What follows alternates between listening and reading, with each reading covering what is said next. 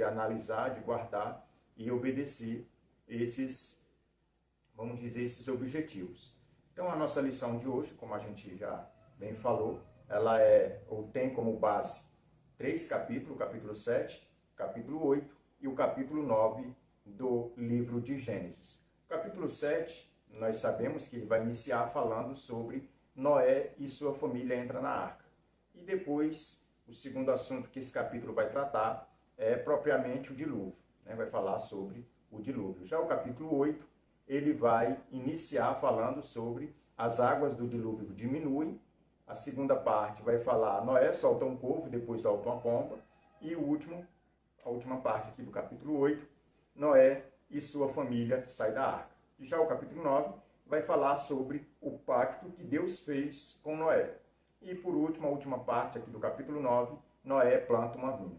Então estes são os assuntos que nós encontramos nesses 3 capítulos do livro de Gênesis. É onde vai falar sobre Noé, né? Desde quando ele entra na arca até depois que ele sai da arca. E às vezes a gente olhando assim por cima, a gente acha que essa entrada na arca e essa saída e essa permanência foi muito rápido, e na verdade não foi.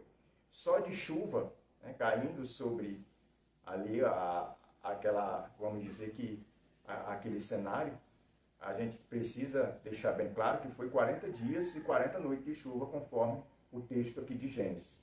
E conforme a nossa revista, a família de Noé e os animais que estavam dentro da arca passaram pelo menos um ano ali dentro daquela arca. Então a gente percebe que foi mais de 365 dias ali que eles estiveram em lockdown dentro daquela arca. A arca, eu preciso destacar ainda nesse início dessa videoaula, que a arca ela é um simbolismo de Cristo. Ela simboliza Cristo. A gente percebe que Noé e sua família, eles foram guardados dentro da arca. Assim também, todos aqueles que reconhecem a Jesus como Senhor e Salvador de suas vidas, esses eles são guardados também. Então, uma outra pergunta que a gente também precisa deixar, vamos dizer que para todos aqueles que estão a fazer uso dessa ferramenta, é quanto tempo Noé permaneceu dentro da arca. Essa é uma pergunta que a gente já respondeu, mas você que é professor precisa também levar, ou de uma certa forma, vamos dizer que colocar isso bem nítido diante da sua classe, para que os seus alunos eles venham interagir, né, na aula, para que não fique aquela aula onde só o professor fala e os alunos às vezes ouvem, mas absorvem muito pouco. Então eles precisam também dessa interação. E é isso que a gente propõe nessa videoaula, é ajudar o professor, ajudar o superintendente, ajudar até mesmo os alunos que gostam de ir para a sala mais bem informado, mais bem preparado. Então juntos a gente aprende e chega mais longe. Então nós vamos agora passar ao nosso textuário para nós podermos aqui dar continuidade.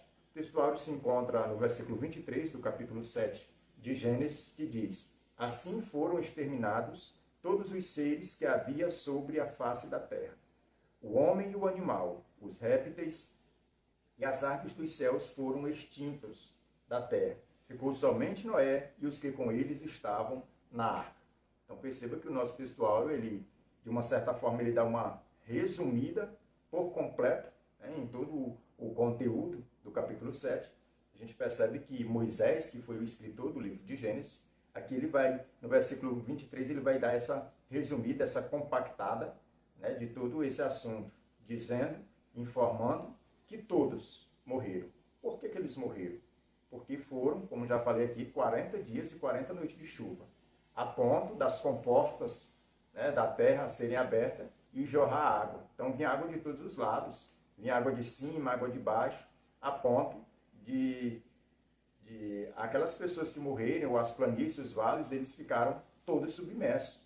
E se a gente observar, a gente vai ver isso mais à frente, com mais detalhe, a gente vai ver que o nível da água chegou a 5.000 metros.